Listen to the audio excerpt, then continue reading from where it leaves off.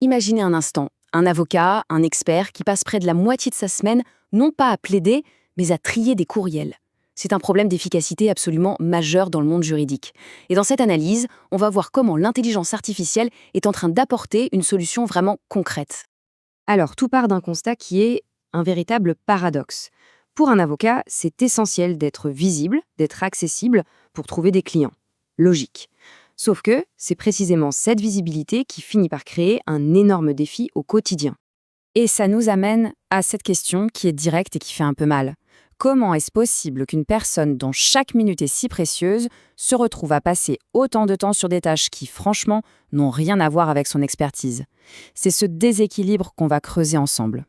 Ce paradoxe, il a un coût bien réel. On ne parle pas juste de temps perdu, on parle d'un véritable bruit administratif qui vient carrément polluer le travail des professionnels du droit. Et ce chiffre-là, il est assez frappant. 40%. C'est la part du temps d'un avocat qui peut tout simplement s'évaporer dans des tâches administratives, donc non facturables.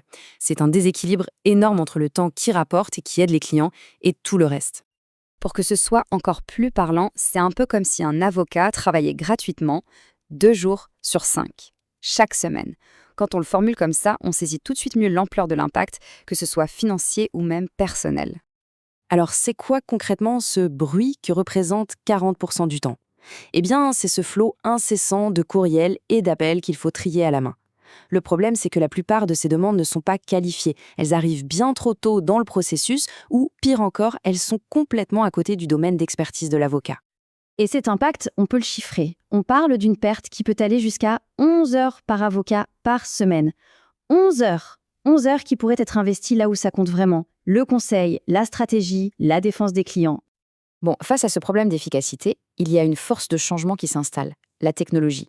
La question, aujourd'hui, ce n'est plus de savoir si elle va changer la profession, mais bien de comprendre comment elle est déjà en train de la transformer. Et il faut dire que la pression ne vient pas seulement de l'intérieur des cabinets. Le client d'aujourd'hui, il est numérique. Il est habitué à avoir des réponses quasi instantanées, une orientation claire et immédiate. Sa première porte d'entrée, c'est de plus en plus souvent un écran. Et face à ça, l'opportunité est gigantesque. Des études montrent qu'en automatisant les tâches à faible valeur, comme ce fameux premier tri, un cabinet peut augmenter sa productivité de plus de 50%.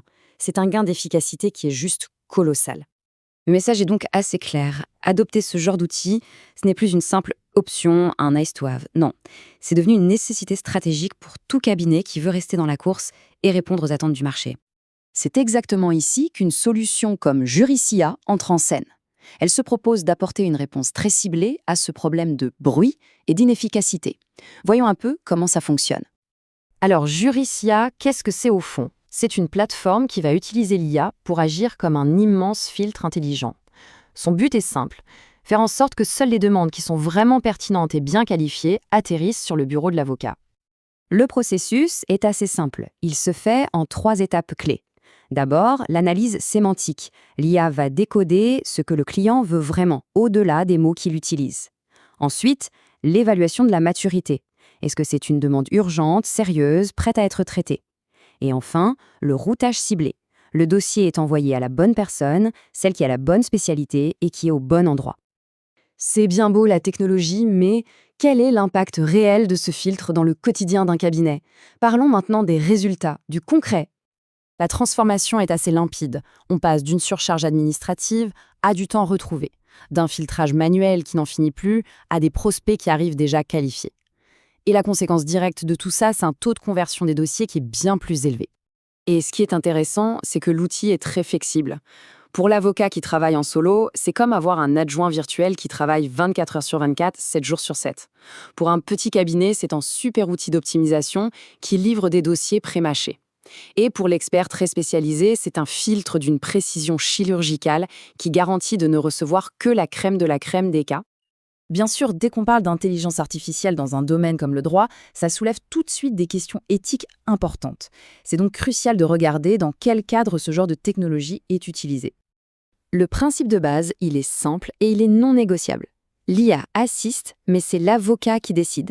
Point final. L'outil fait un travail de préqualification technique, oui, mais le jugement, la stratégie, la relation avec le client, tout ça, ça reste à 100% dans les mains de l'humain. Et ce principe, il ne sort pas de nulle part. Il s'appuie sur un cadre très solide. D'abord, la protection des données, avec une conformité stricte aux lois comme la loi 25 au Québec.